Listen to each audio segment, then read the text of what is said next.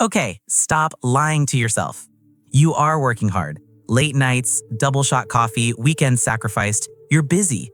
Your to-do list is a graveyard of completed tasks. You should feel unstoppable. But you don't, right? Instead, you feel this constant, heavy stuckness, like you're pedaling a stationary bike at top speed. Your engine is revving, but the car is in neutral.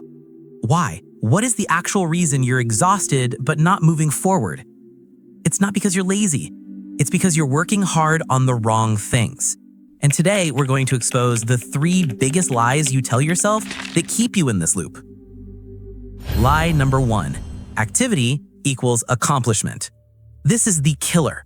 This is where you burn 80% of your energy for 20% of the results. Think about it. You have a massive history paper due. What do? You spend 2 hours designing a perfect title page font. You alphabetize your notes. You clean your entire room because you can't focus in a mess. That felt productive, didn't it? You were doing things. But those are distraction tasks. They're mentally easy, they give you a little dopamine hit, but they have zero impact on your main goal. You're hiding from the hard work, the deep work, which is drafting the essay, solving the actual problem, or building the scary new skill. The fix? The 3 iron rule. Step 1, identify your iron. For your major goal, passing the test, launching the side project, what are the 3 tasks that if you completed them today would make everything else easier or irrelevant? Step 2, time block. Give those 3 tasks a dedicated block and only those tasks. Close the 40 browser tabs, put your phone in a drawer. Step 3, measure impact, not time. Stop saying, I worked for 8 hours. Start saying, I finished the outline, drafted the introduction, and solved 5 tough math problems. If you can't tell me the single most valuable thing you did yesterday, you were just running on a treadmill. And that brings us to the second, more painful truth. Lie number 2, I just need to work harder. No, you need to work smarter, which means being brutally specific. Most people aren't stuck because they lack effort. They're stuck because they lack a target. Your goal is get better grades or start a business.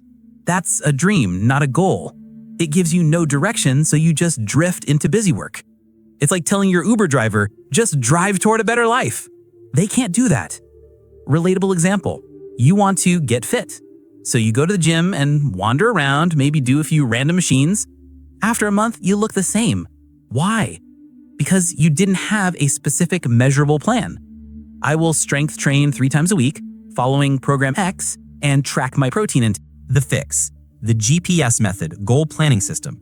G, grand destination. Define the endpoint. What does success look like in 6 months? For example, a 3.8 GPA or 10 paying clients. P, pinpoint progress. Break it down into monthly then weekly targets.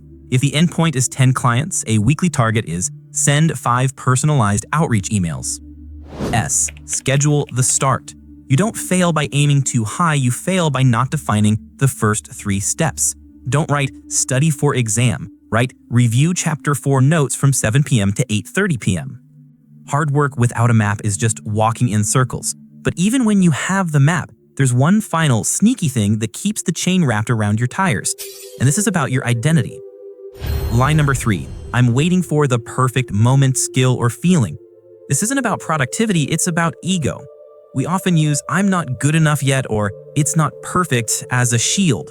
If you launch that project and it fails, that hurts. If you hand in that essay and you get a B, that's a direct hit. So what do you do instead? You stay stuck in preparation. You keep researching, you keep planning, you perfect the setup because as long as you haven't started, you can't officially fail. You're not stuck because you're not working hard. You're stuck because you're afraid of mediocre first steps. Actionable reframe. The ugly first draft. Embrace the mess. Give yourself permission to create a terrible first version. The goal of the first hour isn't quality, it's completion. Write the ugly draft, launch the minimal viable product. The 70% rule. When something is 70% ready, ship it. Done is better than perfect.